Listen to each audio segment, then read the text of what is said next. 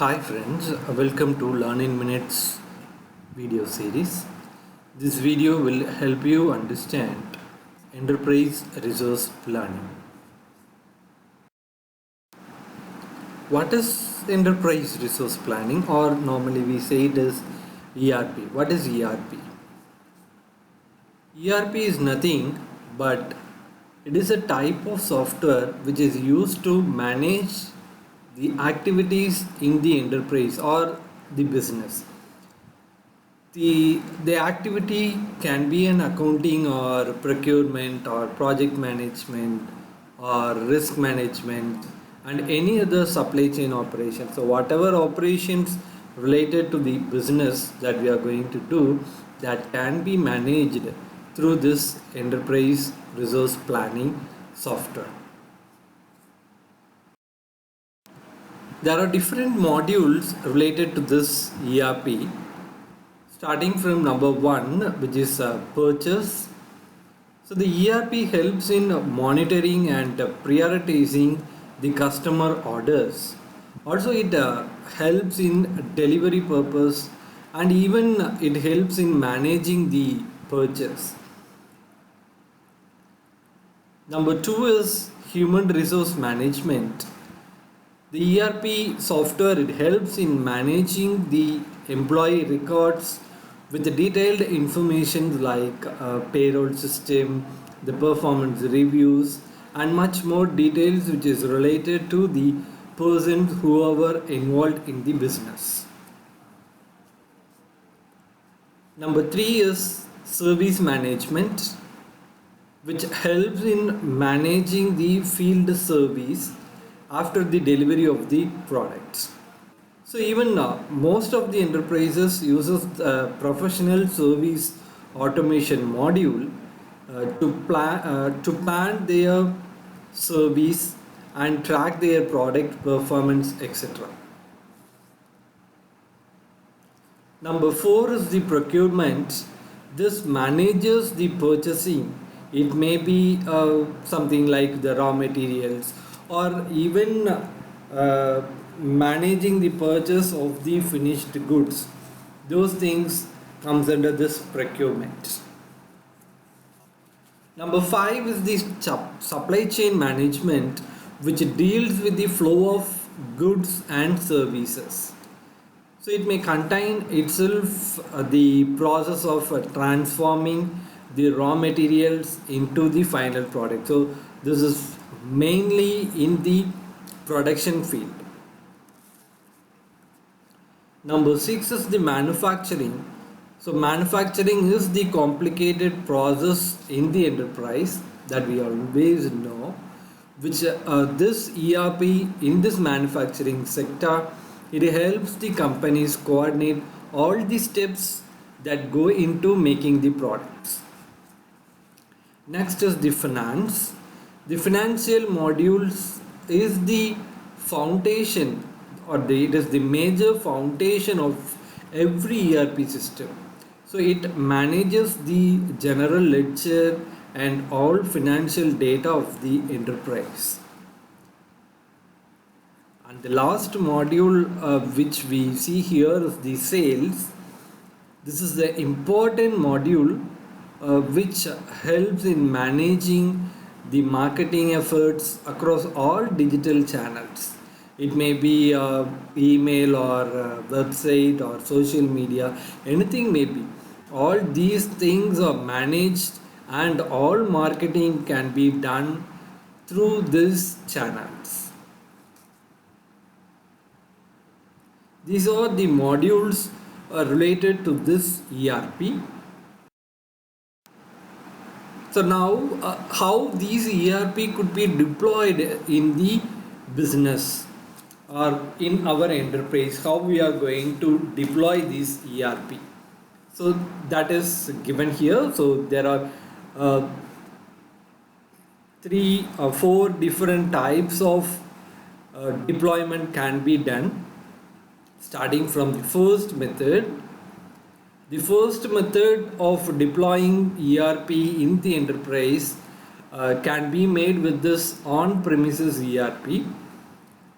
What this on-premises ERP does, with this on-premises ERP, the organization need to install the server in their own concern or in their own organization, and the organization itself is responsible for the security, maintenance, upgrade, and all other things related to that particular software.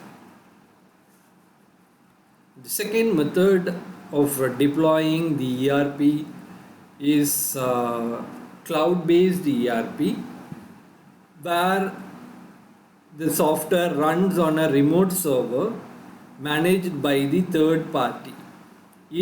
So the third party will be hosting it, and the software runs based on the cloud environments, and this can be done using two different methods.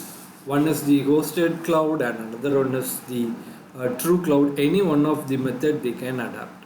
So in case of hosted cloud, the company purchases the license but runs it in the remote server managed by the third party.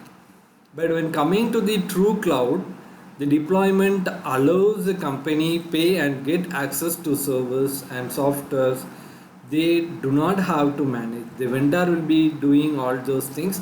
So instead of having it in the remote server, they will be having their own cloud server purchased from the vendor, and they will be having all those softwares kept inside it. The third type is the open source ERP, which is inexpensive or even free software. Normally that's what we call it as open source. So this free software which could be download for free of cost or even with less expense, and that can be accessed. So when using this open source software, what is the difficulty which we can face is support from the provider will be nominal. So there is a need to have a technical staff to have a deep knowledge in using this ERP. So when you go for open source ERP, you need to have a strong technical staff to take care of the ERP. The fourth method is the hybrid ERP, which combines the elements of on-premises and the cloud deployment. For example, if you are having a corporation, the headquarters may be containing the on-premises ERP, which has all the details employed in it. But when for the branches, it can go with the cloud system. So all the basic softwares will be available in the headquarters as an on-premises ERP, and the branches will be working in that through the cloud system. So these are the different types by which the ERP can be deployed in your concern. Next, we could look some of the benefits of ERP. So first, it starts with it improves the accuracy and productivity. As we know, the automation eliminates the redundancy, which increases the accuracy and the productivity. So here we are going with automation in ERP, so it automatically eliminates the redundancy and improves the accuracy and the productivity of the products. So in addition to that, the departments are interconnected, so which improves the synchronization, and in turn it makes the process faster. The second benefit of using ERP is it improves reporting. So it provides enhanced real-time data reporting from a single source system. So this is the major advantage of getting a report, an entire report what we need in the format that you can download. And the third important benefit is it increases efficiency. So it contributes to improved customer and employee satisfaction, quicker response rate, and increased accuracy rates. So these are some of the things which gives the more efficiency in using this ERP.